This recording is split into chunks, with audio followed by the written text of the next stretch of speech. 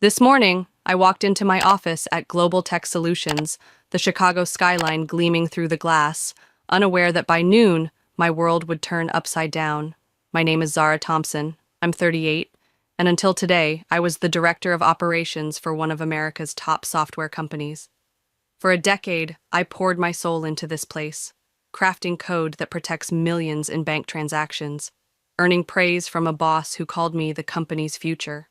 But whispers in the halls hinted at a storm brewing, a storm named Daniela, my boss's daughter. As I sipped my coffee, I couldn't shake the feeling that something was about to unravel, something that would test everything I'd built.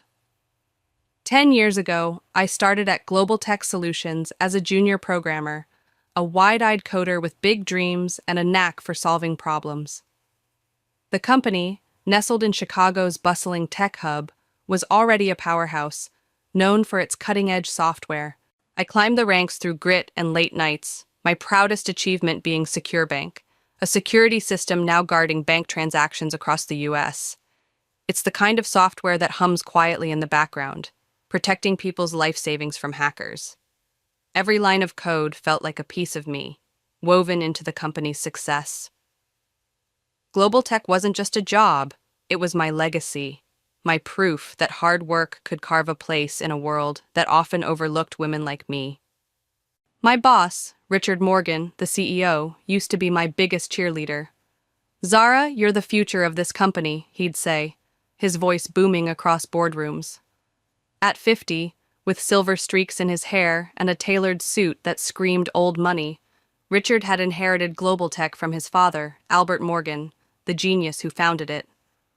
Albert was a legend, a man who saw potential where others saw obstacles. Richard, though, was different, charming but slippery, his praise often tinged with calculation. Lately, his compliments had dried up, replaced by distracted nods and closed-door meetings. I chalked it up to the stress of running a multi-billion-dollar company, but a nagging doubt lingered, like a shadow I couldn't quite see. This morning started like any other. I arrived at 7 a.m., my heels clicking on the polished floors of our 30th floor office. The view of Lake Michigan always steadied me, a reminder of how far I'd come. I settled at my desk, reviewing overnight reports from the development team. SecureBank was in the middle of a major upgrade, and every detail mattered. My assistant Mary, a sharp 30-year-old with a knack for reading the room, greeted me with a hesitant smile. "Zara, there's talk going around," she said, her voice low. "They say Daniela's joining the company." Daniela Morgan, Richard's 23-year-old daughter, is fresh out of a private university with a business degree. I'd met her at corporate events, her designer heels and smug grin screaming entitlement. "Figures," I replied, eyes on my laptop. "She'll probably start in marketing or something entry-level." Mary bit her lip, her silence louder than words. I brushed it off, focusing on the data streaming across my screen. Daniela was a spoiled kid, sure, but Richard wouldn't be foolish enough to disrupt operations for her. Would he? Global Tech was a well-oiled machine, employing hundreds, with clients from New York to San Francisco. SecureBank alone protects transactions worth billions daily. A rookie like Daniela couldn't just waltz in and mess with that. Still, Mary's unease stuck with me, a splinter in my mind.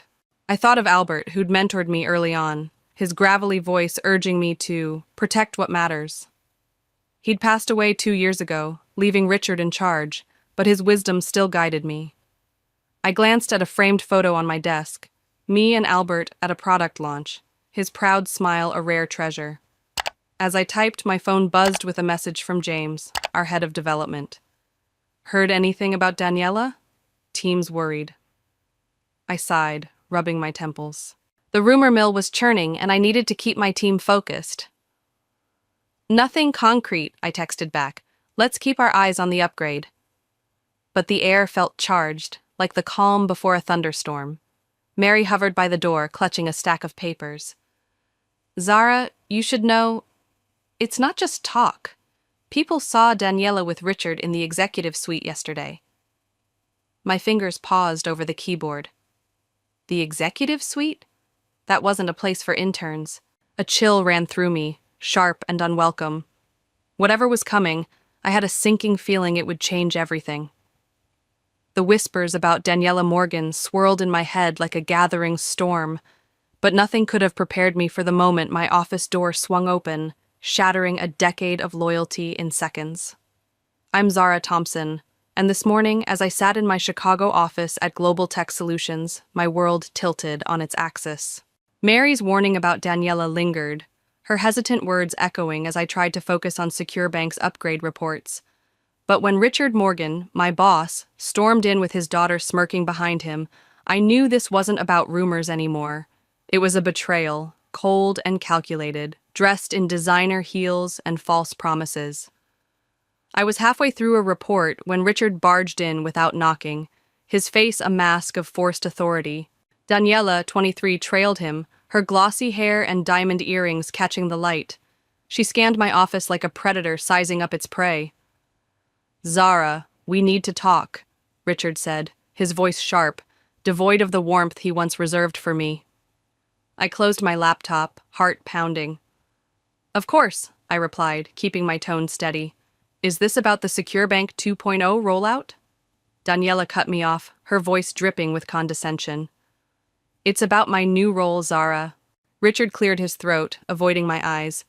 "You've done adequate work, Zara, but Global Tech needs fresh blood. Daniela's taking over as Director of Operations, effective immediately." The words hit like a punch to the gut. I stared at Richard, waiting for the punchline, but his grim expression confirmed the truth.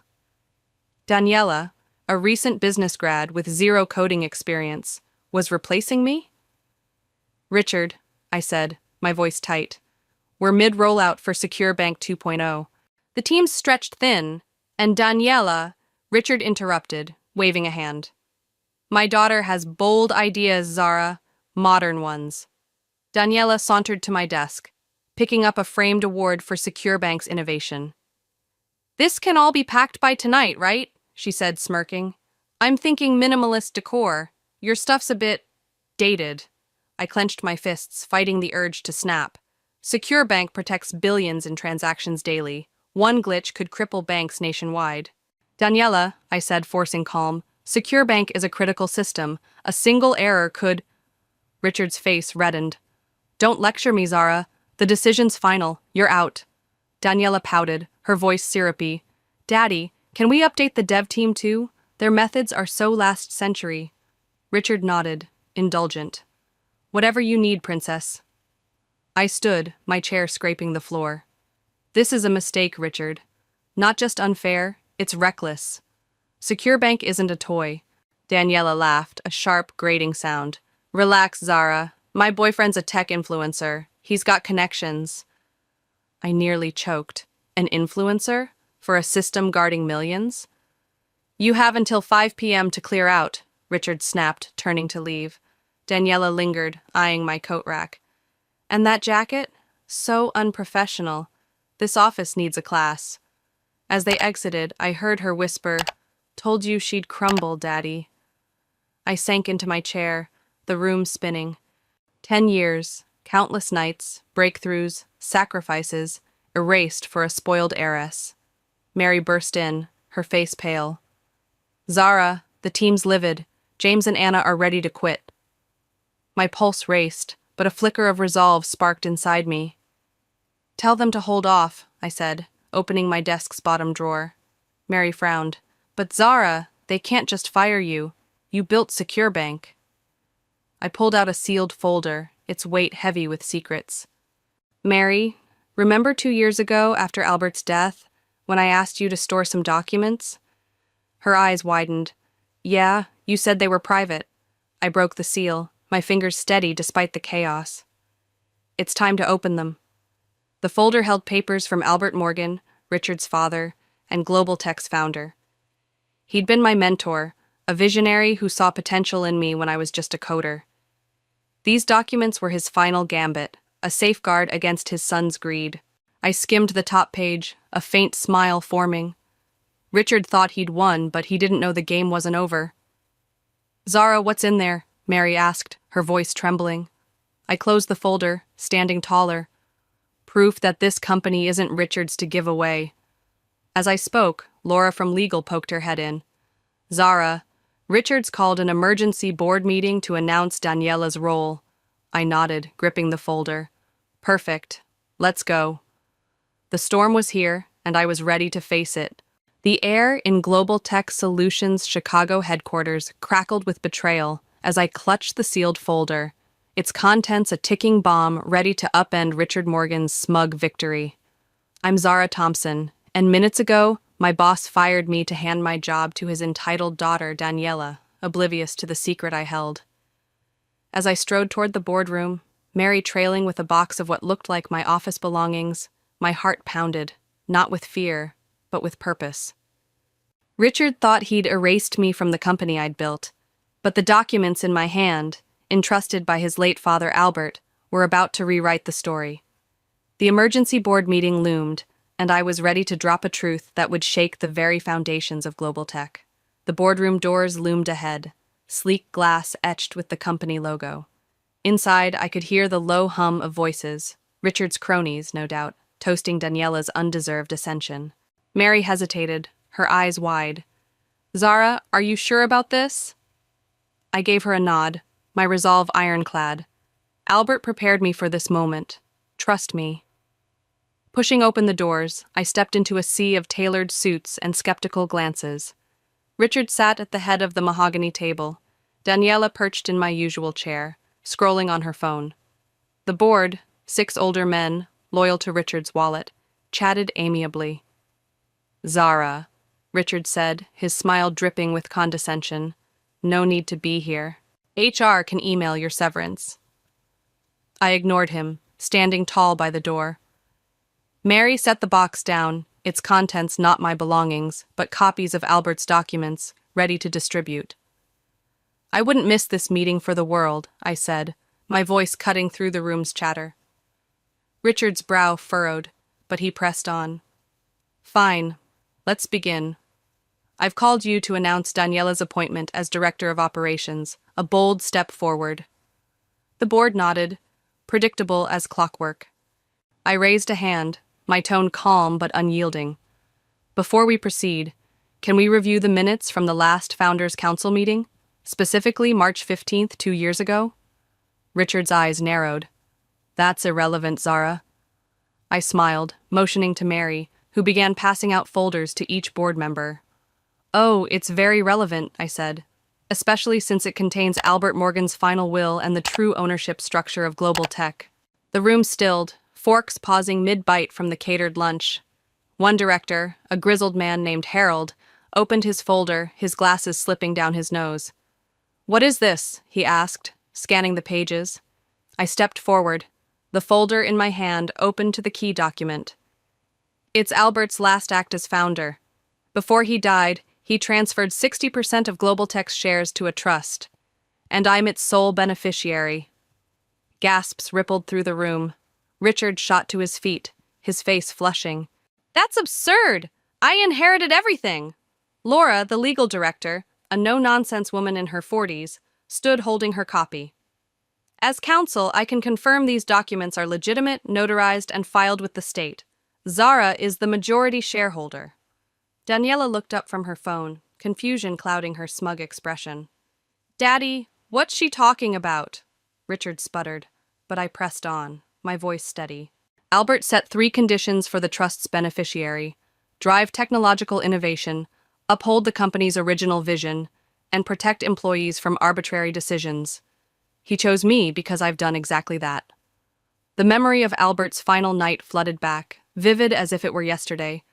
He'd called me to his Lake Forest home, his frail form barely filling the armchair. Zara, he'd said, his voice a rasp, I've watched you. You don't just write code, you care about the people it serves. Richard sees dollar signs. You see lives to protect. I'd been stunned, unsure why he was confiding in me. Why tell me this, Albert? I'd asked. His eyes, sharp despite his illness, met mine. Because someone must guard Global Tech's soul, its innovation, its heart. That's you. He'd handed me the trust documents, swearing me to secrecy until the time was right. I'd promised to honor his faith, a vow I now fulfilled. Back in the boardroom, silence hung heavy. Harold adjusted his glasses, reading aloud. The trust activates if leadership threatens the company's mission. Zara, you're claiming that's now? I nodded, meeting each board member's gaze.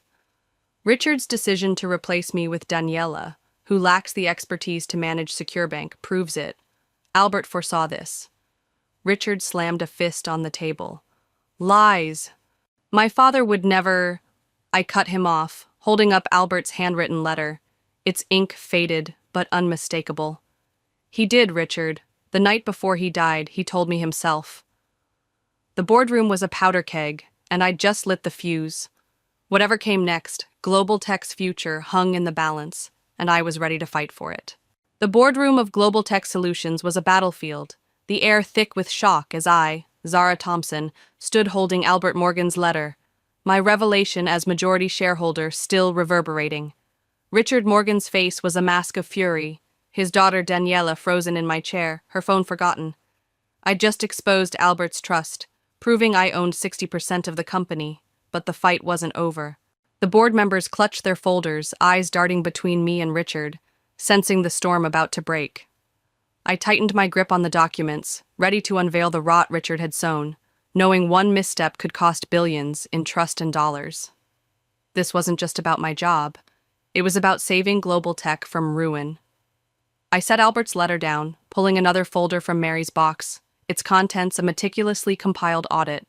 There's more, I said, my voice slicing through the tense silence. Albert didn't just protect Global Tech's ownership. He ordered a full audit of its finances, completed after his death. I nodded to Laura, who projected the audit summary onto the boardroom screen. Rows of numbers glowed, detailing transactions that made the board lean forward. Over the last 2 years, I continued, $50 million has been siphoned from development budgets to offshore accounts in the Cayman Islands. Harold, the grizzled director, squinted at his copy. This can't be right. Richard, explain this. Richard's chair creaked as he shifted, his bravado crumbling. That's confidential financial strategy, he stammered. I raised an eyebrow, pointing to the screen. Confidential, like the $10 million yacht docked in Miami, registered to a Global Tech subsidiary? Or the $15 million private jet you bought through a shell company? The boardroom erupted in murmurs, directors flipping through the audit with growing alarm. And let's not forget the $25 million condo in South Beach, I added, billed as a corporate retreat but used for your vacations. Richard's face drained of color, his hands gripping the table. This is a setup, Zara. You're twisting the truth. Before I could respond, my phone buzzed with a message from James, our head of development. I glanced at it, my stomach lurching. Daniela gave her boyfriend full access to SecureBank's source code. He's posted snippets online, calling it outdated. I held up the phone, my voice steady despite the rage boiling inside. Gentlemen, we have a security crisis. Daniela shared proprietary code protecting billions in bank transactions, with an unqualified influencer. Daniela's eyes widened, her voice shrill. I just wanted a second opinion. My boyfriend knows tech. I turned to her, incredulous. A TikTok influencer? For a system safeguarding America's banks? The board's murmurs turned to outrage. Harold slammed his folder shut. This is unacceptable. A breach like this could violate every client contract we have. Another director, a stern woman named Evelyn, pointed at Daniela. You gave sensitive code to an outsider? Do you realize the liability? Daniela shrank in her chair, her earlier arrogance gone. I thought, he could help modernize it, she mumbled. Richard tried to intervene, his voice weak. She didn't mean harm. It's a misunderstanding. I shook my head, addressing the board. This isn't a misunderstanding, it's negligence. SecureBank's integrity is at stake, and our clients deserve better. Laura stood, her legal binder open.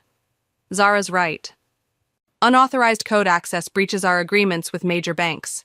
We're facing potential lawsuits, not to mention reputational damage. The screen flickered as she pulled up a screenshot from the influencer's social media, showing SecureBank's code alongside a caption. Time to fix this ancient system. The board gasped, Evelyn clutching her pearls. This is a disaster, she said. Richard, how could you let this happen? Richard slumped, his authority evaporating.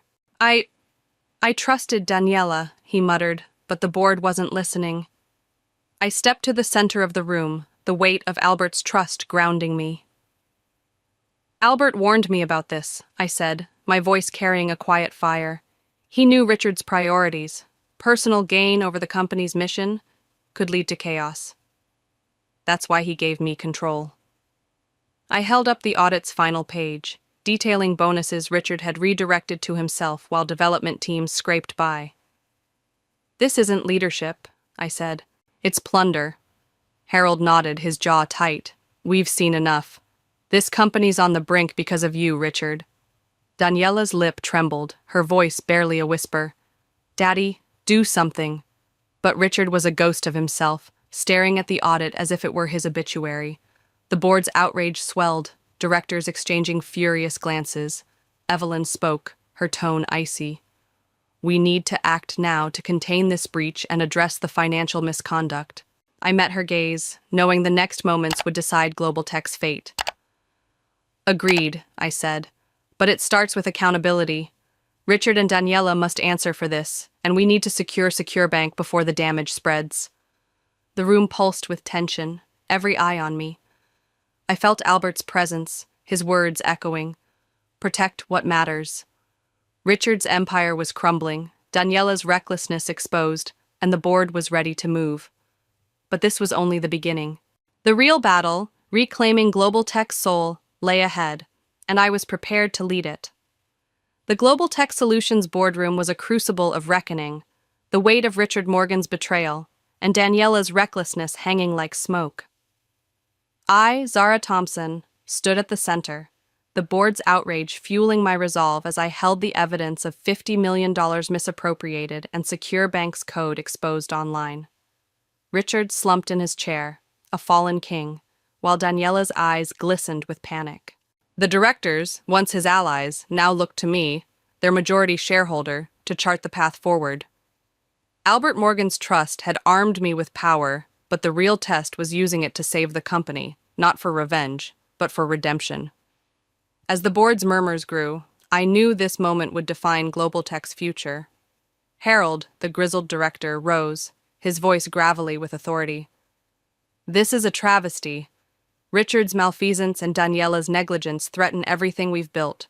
I propose an immediate vote to remove Richard as CEO. Evelyn, her expression steely, seconded the motion. Agreed. His leadership is a liability. Richard's head snapped up, desperation in his eyes. You can't do this. I'm Albert's son. I met his gaze, my voice calm but firm. You were CEO, Richard, but $50 million in personal luxuries and a security breach qualify as just cause for removal. The board nodded, their folders of evidence damning. Laura, the legal director, called the vote. All in favor? Hands shot up, unanimous. Richard's shoulders sagged, his reign over. Laura turned to me, her binder closed. Zara, as the majority shareholder and the architect of SecureBank, the board recommends you as interim CEO to navigate this crisis. The room's attention shifted, a weight settling on me. Daniela whimpered, "This isn't fair," but no one listened. I stepped to the window, Chicago's skyline a stark reminder of Albert's legacy. His words echoed, "Power is to protect." I turned back, my decision clear. I accept, I said, but on 3 conditions. The board leaned in, pens poised. First, we implement transparent governance. No more hidden accounts. Second, we establish an employee innovation fund to reward ideas from the ground up. Third, we give Richard and Daniela a chance to make this right. The directors exchanged glances, surprised by my leniency. Harold frowned. After all this, you'd let them stay? I nodded, glancing at Richard's defeated form. No criminal charges, Richard. If you return every cent of the $50 million, you'll keep a small, non-voting share, but your influence ends here. Richard swallowed hard, nodding faintly. I turned to Daniela, whose mascara was streaked. And you, Daniela, start as a trainee in development. If you want to lead in tech, you'll learn it from the code up. She bit her lip, silent. but her eyes held a flicker of something new. Humility, perhaps. Evelyn spoke, her tone pragmatic. What about the code breach? Banks are already calling. I gestured to Laura. We'll issue a statement, lock down Secure Bank's servers, and patch the exposed code. I'll meet with clients personally to rebuild trust. Laura nodded, jotting notes. It's a start. Your leadership's our best shot. The board murmured agreement, their confidence a lifeline. Mary, standing by the door, gave me a small smile, her earlier fear replaced by pride. I felt the gravity of my new role, not just as CEO, but as guardian of Albert's vision. As the meeting adjourned, I lingered by the window, the city's pulse steadying my own. Albert had seen this day coming, his trust a shield against his son's greed. Protect what matters, he'd said, and I understood now. Not just the company, but its people, the coders, the dreamers, even the fallen. Richard and Daniela had faltered, but I wouldn't discard them. Leadership wasn't about destruction, it was about building, even from ashes. My phone buzzed. James, reporting the team's relief at Richard's ousting. We're with you, Zara, he wrote. I smiled, tucking the phone away. The boardroom emptied, leaving me with Mary, who gathered the scattered folders. You could have crushed them, she said softly. Why didn't you? I traced the edge of Albert's letter still on the table.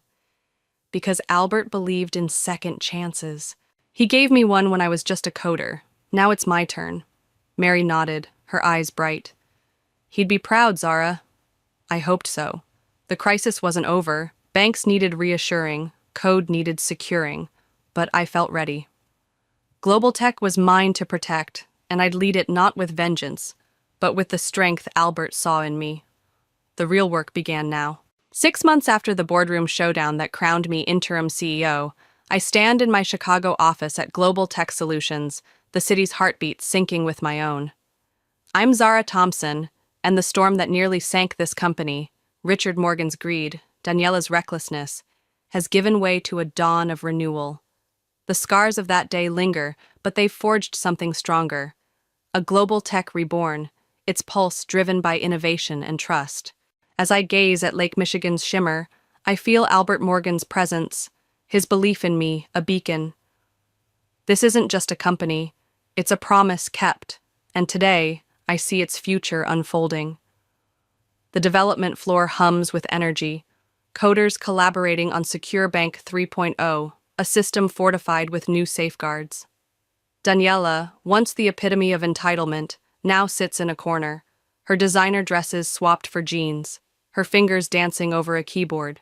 She's a trainee, learning algorithms under James's guidance, and to my surprise, she's good, really good. Last week, she pitched a security patch that caught even James off guard. She's got potential, he told me, a grudging respect in his voice. Daniela's arrogance has softened, replaced by a quiet determination to prove herself, not to her father, but to the team she once dismissed. Richard, too, has changed. He returned $48 million of the misappropriated funds, selling his yacht and condo to cover the rest. Now a consultant, he works remotely, his reports precise and devoid of the old swagger. I insisted on clear boundaries, no boardroom access, no influence. He's learning to respect the rules, a humbling shift for a man who once saw global tech as his kingdom. Our banks, initially shaken by the code leak, renewed their contracts after I flew coast to coast, demonstrating our new security protocols. Transparency, my first condition as CEO, rebuilt their faith, and Secure Bank's uptime hasn't faltered since. My office remains simple, a nod to Albert's no-nonsense style. 2 photos adorn my desk, one of the original dev team, grinning after Secure Bank's launch, and one of Albert, his eyes crinkling at my first promotion. A framed quote sits between them. Power is to protect. It's my North Star. Mary bursts in, her tablet glowing with data. The Employee Innovation Fund's a hit, she says, beaming. 20 proposals this quarter, from coders to admins. I smile, picturing Albert's nod of approval. The fund, my second condition, has unleashed ideas we'd never have tapped otherwise. A new encryption model, a user-friendly interface, all from the ground up. My laptop pings with an email from Daniela. Can we review my proposal for the banking module? I think it'll boost efficiency. I type back, development room, 3 p.m. Warmth spreading through me. She's learning, not just code, but the grit it takes to build something real. I lean back, the skyline a canvas of possibility. Albert chose me because he saw beyond titles, to the heart of leadership, creation, not destruction, guidance, not fear. We didn't just save global tech, we made it better, a mosaic of second chances and shared purpose. Mary lingers, her voice soft. Albert would be proud, Zara. You didn't just protect his legacy, you grew it. I touch the framed quote, its truth anchoring me.